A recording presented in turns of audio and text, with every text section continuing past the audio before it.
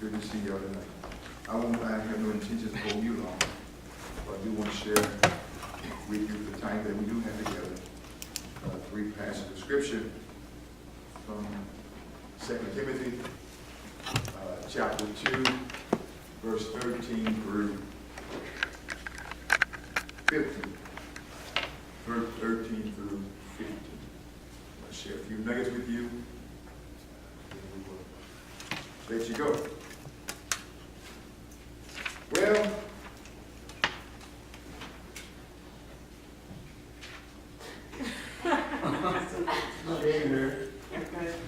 therefore, I thought it was a little laughter in the evening. How's she doing? She's doing pretty good. She's doing pretty good. She's doing pretty good. So if I could get a volunteer, I would greatly appreciate it. Okay. I'm reading from the New Living Translation. Is that okay? Ooh. Okay. Ooh. Don't do it. Don't do it. No, I want you to read it, but not right now. Okay. You want me to do, King James. okay. I'll tell you what. I will, just give me a second.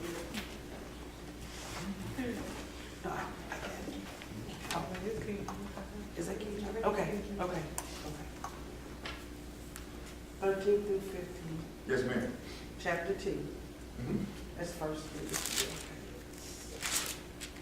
reading. Okay. If we believe not, yet he abideth faithful. He cannot deny himself. Of these things put them in remembrance, charging them before the Lord that they shall strive not about words to no profit, but to subverting of the hearers. Study to shew thyself approved unto God, a workman that needeth not to be ashamed, rightly dividing the word of truth. All right, thank you. I'll get you to read the New Living Translation in a moment. Okay. Or two. Sister Brooks read from the King James Version. I'm going to expound from the New King James Version. I want us to look at verse number 13. I think verse 13 is very interesting. Notice what it says here.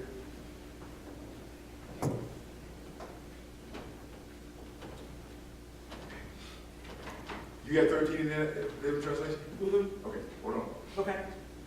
13 says this. If we are, watch this, if we are faithless, Paul's talking to Timothy. Watch this. And he's also including himself as well. Because you notice he said, he didn't say if y'all were faithless. He said if we were faithless.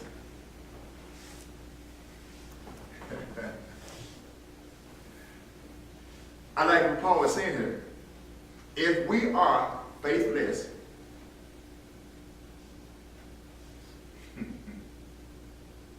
he remains faithful. In other words, if we're not faithful or if we're not committed, he is faithful. Even if we're not faithful, he's saying God will always be faithful. I'm going to use another term. You can bank on that. There's no doubt about it, because when we're not faithful, God will always be faithful.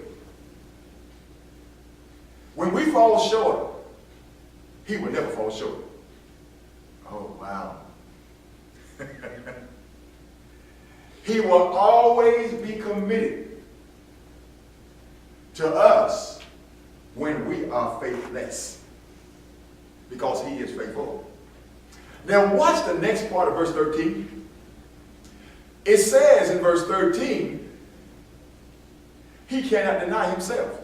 Is that what it says? He cannot deny himself. Let me say it again. He cannot deny himself. Wow.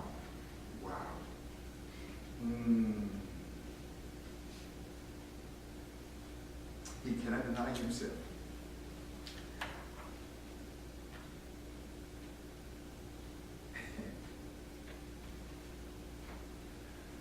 I want y'all to check something out today. He says, I'm going to start over. If we are faithless, he is faithful. He cannot deny himself. Anybody know what in this verse of scripture, what the word deny means?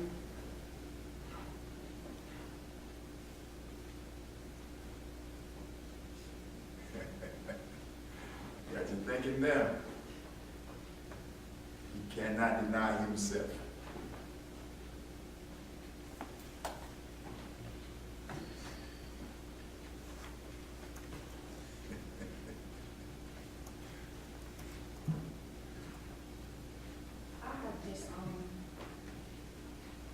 Okay.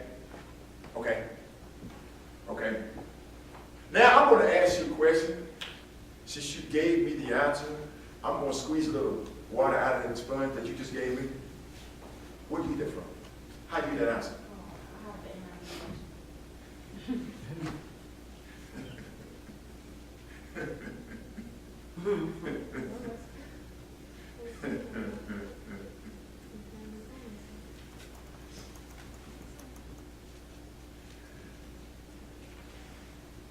That is correct.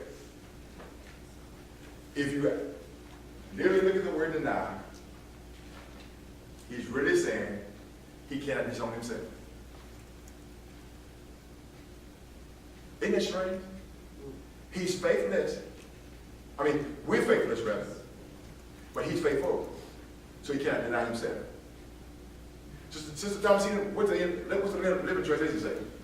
It says, if we are unfaithful, he remains faithful, for he cannot deny himself. Now I'm going to let Sister Talisha read the rest of verse number 13 in the NIV, the New International Version. Check this out. If we are faithless, he remains faithful, for he cannot disown himself. He cannot disown himself. Because watch this. If he becomes faithless, he disowns himself because he's counted as faithful. Mm-hmm. That make sense? That's it. He can't do it. Plus, he won't do it. Wow, yes, ma'am. Yes, you can. Faithless describes the life of an immature believer who lives for himself and not for the Savior. He remains faithful even when believers fail the Savior. He remains loyal. For Christ to abandon us would be contrary to his faithful nature. Did y'all catch what she just said? Notice what she said. I hope y'all were listening attentively. Watch what she said. He can't be faithless. Because what, read it again, the first part. Listen to this. Like the faithless one? Yes. Faithless describes the life of an immature believer. Stop right there. Faithless. Faithless is a sign of an immature believer. Ooh, Jiminy Crickets. A sign of an immature believer. Keep going. Check the rest of this out, y'all. Who lives for himself. Oh, stop. Oh. This is a nugget right here. We go right here. We go right here on this verse right here, on this part right here. We go home. Because it's all about them and not about him. Anytime a person is faithful and it's all about them, they are immature spiritually. Ooh, keep reading. Keep reading. And not for the Savior. Uh-huh. He remains faithful even when believers fail the Savior. Ooh. Even when believers fail, he's still faithful. Keep going. He remains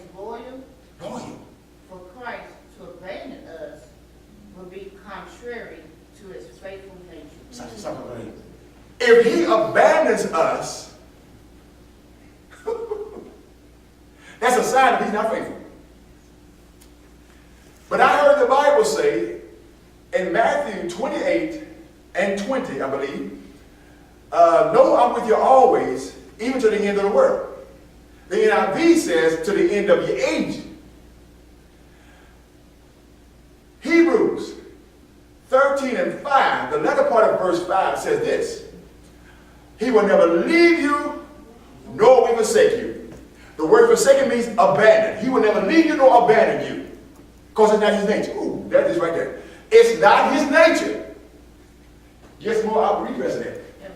That was it. That was it. Just give you scriptures. John 10, 27 through 30, Hebrews 10, 23, and Hebrews 13 and 5. Uh-huh. Wow.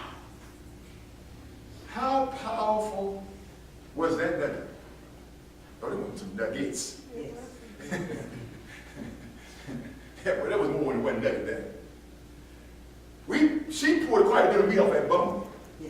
With that, just that section right there.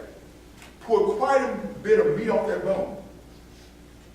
Because he shows that it's not about him either.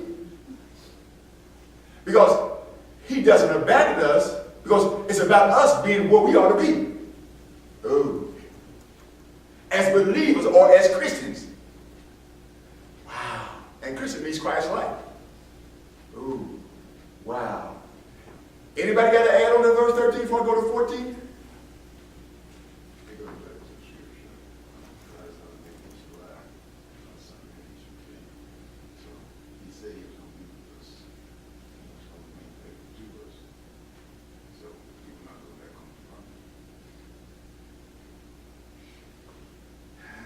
You said that, hold on a second. Yeah, because I got it in my note. I got it in my note, yeah. Turn, they were said, somebody said, matter of fact, Mr. Freeman said, Sunday evening. Watch this. I need you, somebody to turn to Numbers chapter 23, verse 19. I need you to read verse 22. Numbers 23, 19 and 20.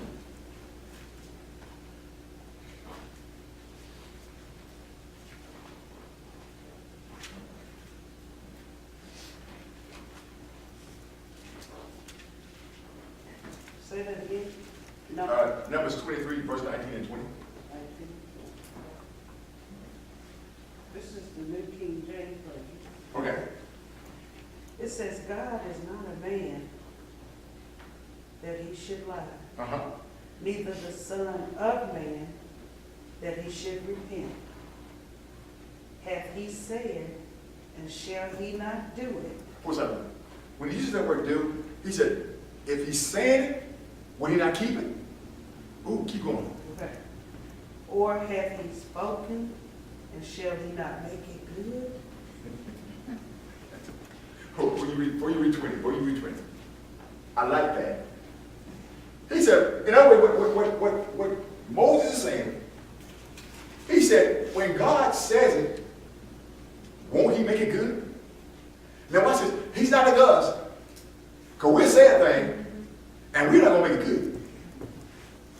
But he says what he says, and he's going to make it good. You can, go back to what I said earlier, you can bank on this. Because whatever he said, he's going to do it. And the earlier part of that verse says, he's not a man that he should lie, nor a son of man that he should repent. What I say, I'm going to make good. I'm going to make good. Watch verse 20. Especially the last part of verse 20. Behold, I have received commandment to bless, and he hath blessed, and I cannot reverse it. Behold means to look. And it's right when he says behold, he's trying to get attention. Look! I'm going to make this thing good. And I'm going to do it. And can nobody reverse what I said I'm going to do? Nobody. What's it? And you cannot put it on rewind. Because when you hit the rewind button, it's broke. When it's broke, rewind, it can't rewind. Oh, come on, talk to me somebody. Because when you hit the rewind button and the rewind button is broke, it will not rewind. Huh? Or the tape will rip. So it can't be reversed. It can't be rewind. It's going to be what he said it's going to do. He's going to do. Wow. Anybody else on 13? Only one. No, he's the only one. He's the only one. Only one. He's the only one. He's the only one. When you can't trust nobody else, good God Messiah, you can trust God. Come on, talk to me somebody. Ain't no whole lot of people, but I give some witnesses in the house tonight. He will always keep his promise. Wow. Not sometime, but he will always do what he said he'll do. That's why the psalmist says, put not your trust in man. Put not your trust in princes. Why, brother preacher? Because they gonna let you down. But God will never let you down. Never, never, never let you down. No, never. Woo-wee, huh? Did Mr. Brown let you down? Yes. Mr. Brown, but Mr. Brown will let you down. Okay. Brown got good intentions, but Brown let you down. Yes. But God will not let you down. No, never. Wow. Anybody else on 13 before I go to 14? That's good nuggets. Because we go home on 13 and we can ride to the next Wednesday on that and come back to 14, 15, but we ain't gonna do it, y'all. 14 says, watch this. He says, remind them of these things, charging them before the Lord, not to strive about words to no profit. Watch this, to ruin the hearers, ruin of the hearers. Now, that's supposed to be off this bone. Because this is bone yet. Keep in mind, Paul is talking to Timothy. He's talking to Timothy, the young pastor, the young preacher. He's talking to Timothy. He says first, in the New King James, he says, remind them. The reason why he says remind them, because we have a tendency to forget. Human nature. We have a tendency to forget. And if you ever look at the Bible, it repeats itself in some verses. Because the audience has a tendency to forget what they heard. So he tells Timothy, remind them of these things, charging or commanding them before the Lord, not to strive about words to no benefit. Now the word strive in the King James and the New King James means battle. Battle. Now I'm take out the word strive and I'm put the word battle in. Watch this. Watch this. Remind them of these things, charging them before the Lord, not to battle about words to no profit. They were fighting over words. They were arguing over words.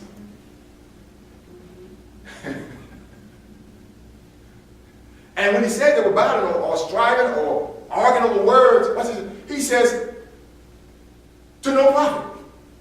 In other words, no one arguing over words does no one who hears is benefited. Wow. That's the word right there. It's all, when he says benefit, no benefit, it means useless to those who hear. You battle or argue over words. In other words, what he's saying, you are actually causing detriment to those who hear you argue over words. Wow.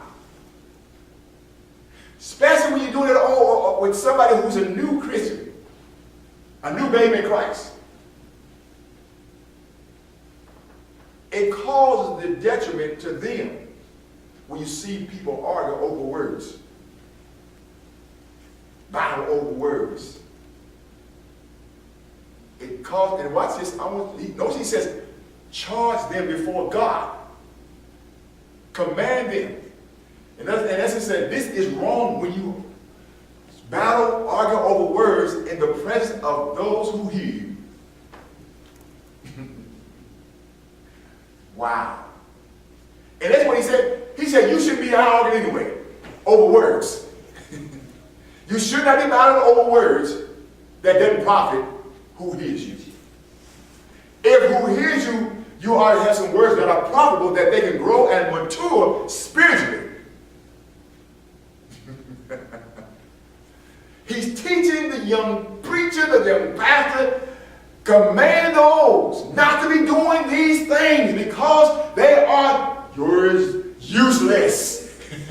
Detrimental. They are detriment, and they are not beneficial, nor are they profitable to the hearers.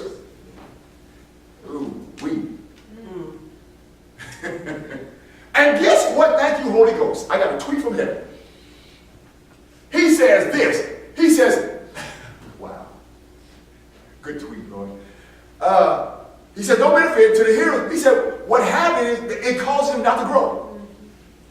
It caused him not to mature as a believer. You cause them to stunt in their spiritual growth. Let me go further. You cause them to be a spiritual dwarf when they should be a spiritual giant.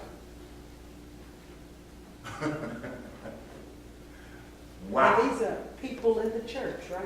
Yeah, these are Christians. These are believers. People in the These are church. believers. Us. You. Yeah. Yeah. That's why he's telling the preacher, the pastor, this is what will happen in church, and you have got to command them not to do these things because it is not profitable to who hears it. Woo! Woo! This is not the sinners. These are the believers. He's talking to believers, not sinners. Yeah. This is what believers were doing in the church. Wow. He said, you got to teach these to your audience. You got to teach it to your church. Not to do this. Because what happens is, thank you, Jesus, another tweet. It causes dissension and division in the church. Woo! Too bad they ain't crowded in here tonight. This is some good nuggets. Yeah. This is some good meat on the bone. You know, they're going to know it is because they're going to watch it. Because they're going to watch it. Is it on? Oh, yeah. Okay. Yeah, I think it's right. I forget about it too. So this is what he's telling Timothy, the young preacher, the young pastor, what to do. And how to teach, instruct the church. This is what you should not, the head of the church, this is what you should not be doing. Wow. Wow. Wow. Let me read my, you got the New Living Translation? Mm-hmm. Listen what New Living Translation says on verse 14. Because watch this instruction. In the New Living Translation, watch these instructions Paul giving Timothy is clearer than rainwater. Check it out, check it out, check it out, church. Check it out. Watch it. Go ahead and read. Remind everyone of these things and command them in God's name to stop fighting over words. Such arguments are useless and they can ruin those who hear them. Wow. Everything. Did you catch it? Can ruin them. Who hears it? Who hears that? Let me go another word. Let me go another way with that word ruin. That word ruin means destruction. You can cause destruction to who hears you battle over some words. You can cause destruction to somebody who hears it. Cause ruin. Leash, you got NIV? Yes, sir. Read NIV. Check out the NIV too, y'all. Keep reminding God's people of these things. Warn them before God against quarreling about words. It is of no value and only ruins those who listen. Only ruins those who listen. Wow. NIV uses the word quarreling. Wow. And it only ruins the hearers. It only sends destruction to those who hear the quarreling or battling over words. Wow. Let me read another translation with verse 14. I like this too. It says, continue teaching these things. Warn people. Watch this. Warn people in God's presence not to argue about words. It does not help anyone. And it ruins those who listen. Watch this. It does not help anyone. Anyone. So even the ones who are bad at those words, only help them. Wow. And there's a word again. Useless. It's in verse 13. It's in verse 14. All that is useless. Of no effect. Good God from Zion. Anybody?